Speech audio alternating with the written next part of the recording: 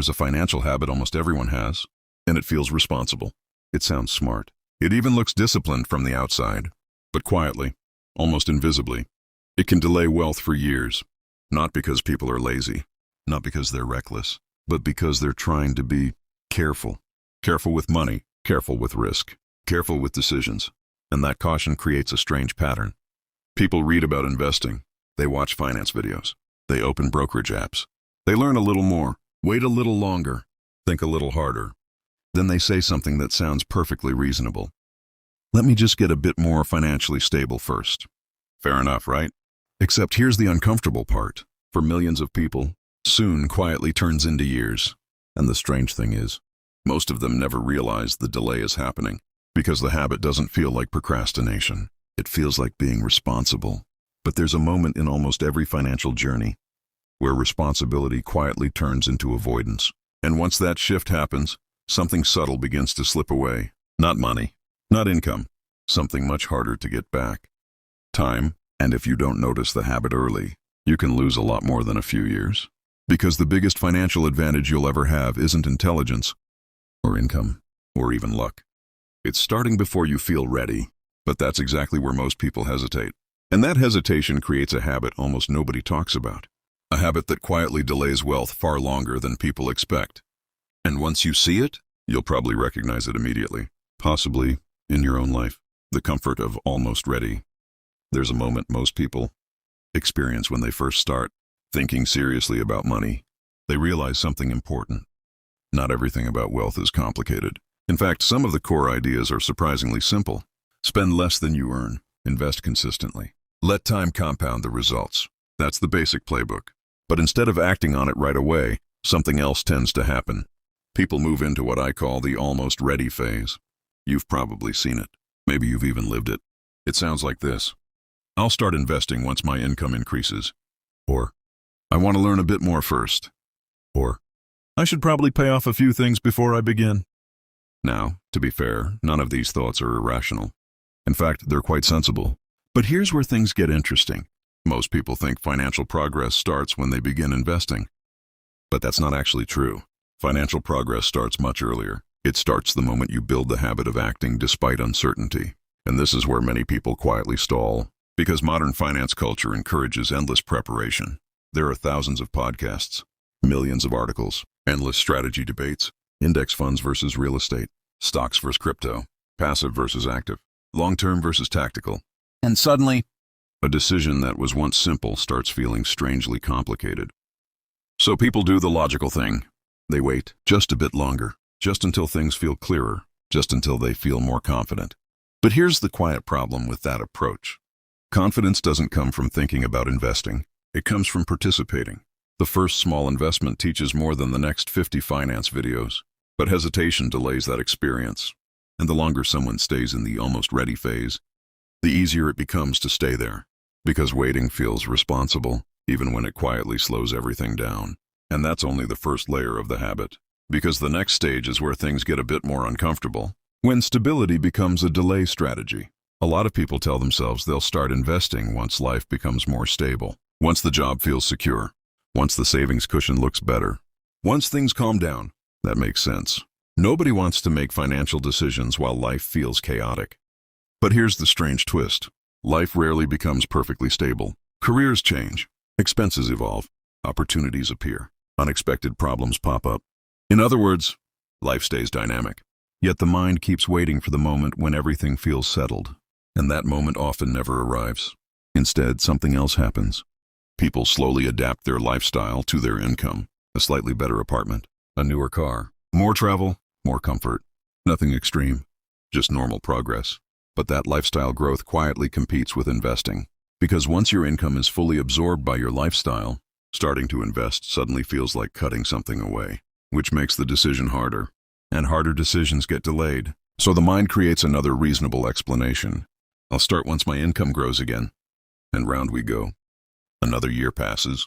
Sometimes two. This is the point where many people believe the issue is money.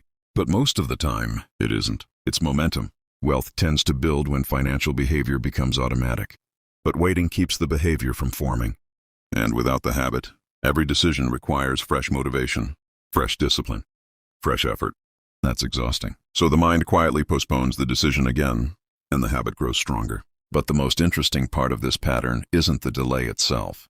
It's what the delay slowly changes inside your mindset. Because after a while, you stop seeing yourself as someone who invests. You start seeing yourself as someone who is preparing to invest. And that identity shift matters more than people realize. The identity trap. Money habits are rarely about numbers. They're about identity, who you believe you are financially. Some people see themselves as savers.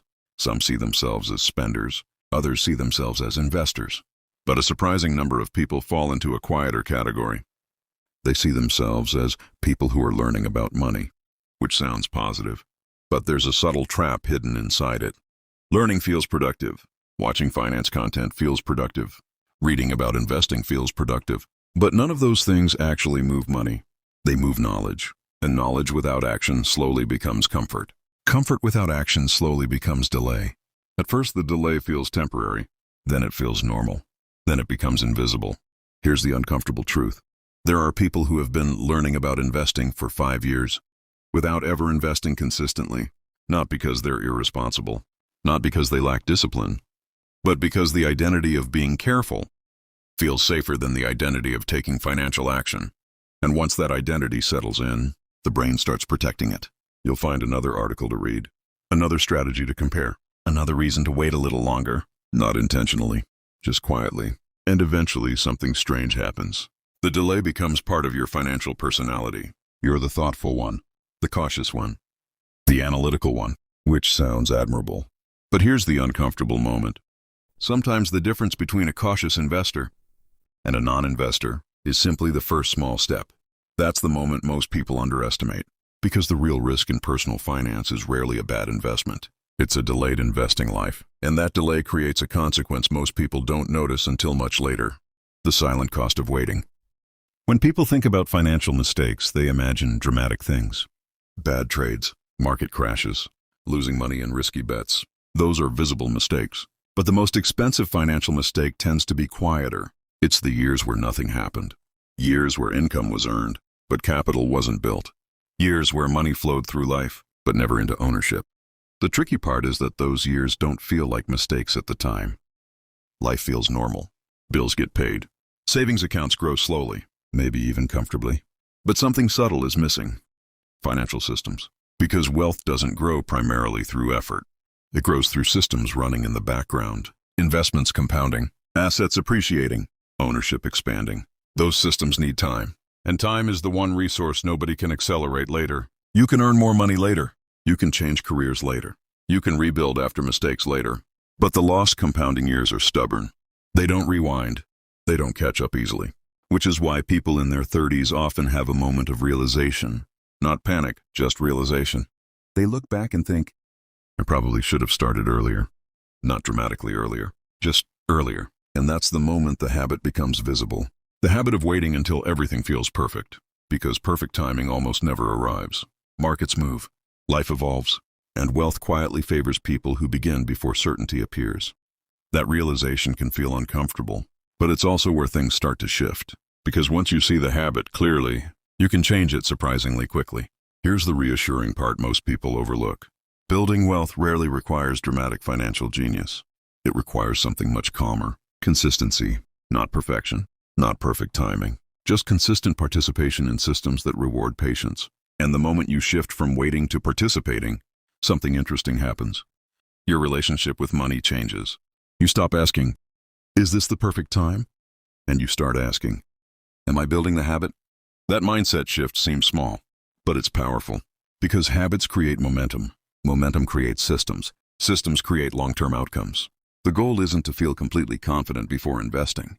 The goal is to make investing normal behavior. Just like saving used to feel unusual until it became routine, or how paying bills became automatic. Wealth habits work the same way. At first they feel intentional. Then they become mechanical. Eventually they become part of your financial identity. You're simply someone who builds ownership over time. No drama, no urgency, just calm progress. And that progress compounds quietly, month by month, year by year, long before most people notice what's happening. That's the strange beauty of compounding. It rewards people who move early. even if they move imperfectly, and it quietly punishes people who wait for the perfect moment. Because the perfect moment rarely announces itself. It usually looks ordinary, like a small first step, a small investment, a simple system running quietly in the background. Not exciting, not flashy, just consistent. That's how most long-term wealth actually begins. And once you see that pattern clearly, the habit of waiting starts to lose its power. Because you realize something important. You don't need perfect timing. You don't need perfect knowledge. You don't even need perfect discipline. You just need to start participating, even modestly, even imperfectly, earlier than most people feel comfortable. That single shift changes the trajectory of your financial life more than almost any strategy ever will. And it's also the moment when compounding finally begins working with you, instead of waiting on the sidelines. If this idea hit a little close to home, there's a deeper layer to it that most people never fully understand. Because waiting to invest doesn't just delay wealth. It quietly changes how compounding works in your life. The difference between starting early and starting later isn't just a few extra years. Sometimes it's decades of financial momentum. I break that down in the next video on your screen. The hidden price of waiting to invest. It shows exactly why time, not money, is the most powerful force in building long-term wealth. If you want to understand how investors quietly build momentum most people miss, watch that next. Because once you see how compounding really behaves, you'll never look at waiting a little longer the same way again.